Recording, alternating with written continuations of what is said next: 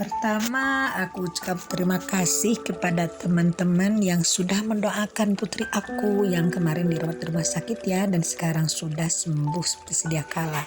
Dan saya memakai afirmasi. Nah, nanti saya akan cerita di video berikutnya ya. Nah, ini saya sekarang akan cerita tentang keberhasilan afirmasi iseng sebenarnya ya. Ini terjadinya sekitar setahun yang lalu. Jadi banyak sekali hal-hal peristiwa yang terjadi dari hasil afirmasi saya yang memang awal-awalnya iseng gitu. Tapi yang penting kan kita sudah percaya tuh. Sudah percaya bahwa itu akan terjadi. Nah, ternyata terjadi. Jadi ada istilah kata-kata kita itu doa, apa yang kita pikirkan pun itu doa. Makanya teman-teman berhati-hati ya, jangan sampai ada pikiran yang terlintas. Jadi kalau ada terlintas ada pikiran jelek harus ada polisinya. Jadi nanti polisinya langsung menangkap, ayo kamu pergi, jangan datang-datang ke sini karena ini bukan tempatnya kamu untuk di sini untuk berpikiran jelek, berpikiran negatif, berpikiran sakit, berpikiran yang buruk-buruk pokoknya. Nah, jadi kita harus pasang polisi teman-teman ya. Nah, jadi pengalaman saya seperti apa? Pengalamannya sederhana sekali. Nah, setahun yang lalu saya kan sudah dihitung ya penghasilan saya, misalkan nih 5 juta sebulan. Nah, otomatis dong saya sudah merencanakan semuanya sehingga nanti pada saatnya saya mendapatkan uang lagi tanggal 4 tanggal 5 saya harus sudah cukup nih duit. Nah, ternyata waktu itu saya kan ada keperluan ke kota Bandung ya dari Jakarta. Dan ternyata ada pengeluaran yang memang membengkak ya. Tidak dibayangkan dari semula bahwa itu akan ada pengeluaran ya. Otomatis dong, waduh uang saya udah habis sebelum waktunya gitu kan. Sampai saya hitung, wah ini uang saya udah minus 1 juta. Nah, saya bingung gimana sih cara menutupinya gitu kan. Sementara saya sendiri kan tidak biasa memakai uang orang lain. Ada sih uang-uang perusahaan ada. Cuma saya kan tidak mau nantinya jadi beban. Nah, waktu itu saya tidak nginep di hotel ya karena anak saya pun ada di kota Bandung. Nah, lalu saya berkunjung ke rumah dia. Nah, anak saya kaget kan saya tidak ngabarin. Tidak ngabarin teman-teman ya.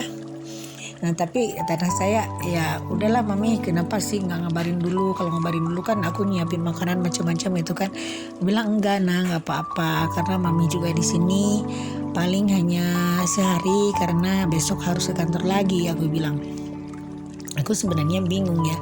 Ini uangku tinggal kebetulan kan aku tidak ikut rombongan teman-teman ya, pikir aku udahlah aku mau pulang naik bis aja gitu kan, atau naik travel dari Bandung ke Jakarta. Tapi ternyata uangku ini di saldoku, aduh ini tinggal uang 100.000. Sampai kan aku bingung ya, malam-malam setelah aku sholat isya akhirnya aku afirmasi gini, Tuhan terima kasih aku ternyata punya uang 1 juta. Ternyata ini dengan tidak disangka-sangka di rekeningku ada uang 1 juta hingga nanti aku cukup ke Jakarta, cukup sampai aku nanti dapat uang lagi pada tanggal 5 gitu kan. Aku iseng aja afirmasi gitu sebelum tidur ya. Aku revisi semua persoalan yang ada dalam pikiran aku yang terjadi pada siang hari. Pada siang harinya aku bingung banget tuh, gak ada duit kan. Gimana caranya gitu kan, uang 1 juta sementara kan aku gak mau repotin orang lain ya, apalagi sampai minta-minta sama anak gitu.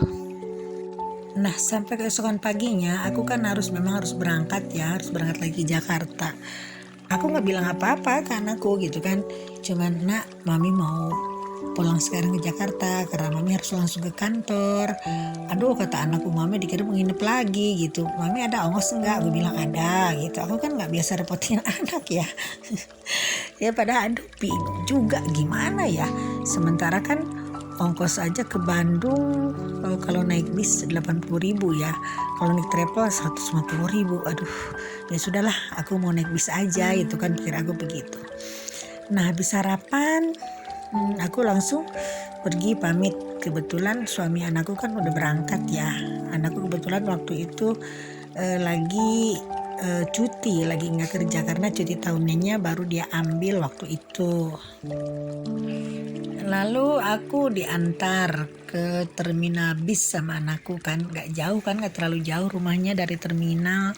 Dia nyetir sendiri, dia gak ada karena sopirnya lagi sama suaminya kan.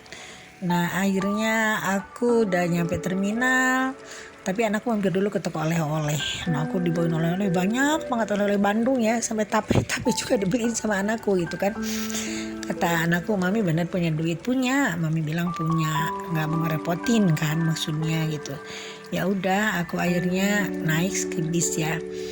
Baru di perjalanan kurang lebih 30 menit tiba-tiba ada WA, aku baca WA gitu kan, ternyata WA dari menantu aku gitu kan. Gini bunyinya, mami aku udah transfer buat ongkos mami ya, katanya. Ini bukti transfernya. Subhanallah, berapa jumlahnya? 1 juta teman-teman. Aku kaget, teringat dengan revisi aku afirmasi tadi malam. Aku kan lagi tidak punya uang, aku iseng afirmasi uang 1 juta. Ternyata itu memang terbukti hanya dalam 1 malam aja teman-teman. Nah ini benar-benar keajaiban, benar-benar hal ini tanpa diduga. Nah makanya teman-teman, kalau ingin melakukan afirmasi jangan takut, katakan aja apa yang teman-teman mau. Apalagi yang terukur ya, terukur dalam arti boleh sih yang besar juga minta 1 miliar boleh, cuman kan harus sesuai, kita pantas nggak menerima uang 1 miliar pada kondisi begini misalkan. Nah karena Tuhan juga afirmasi itu memberikan sesuatu harus dengan kepantasan, makanya kita harus juga menyesuaikan pantas enggak gitu pada kondisi gini gitu kan. Nah kalau uang 1 juta mungkin aku pantaslah menerima uang 1 juta, makanya alhamdulillah puji Tuhan aku tiba-tiba mendapatkan kiriman dari menantu aku gitu ya.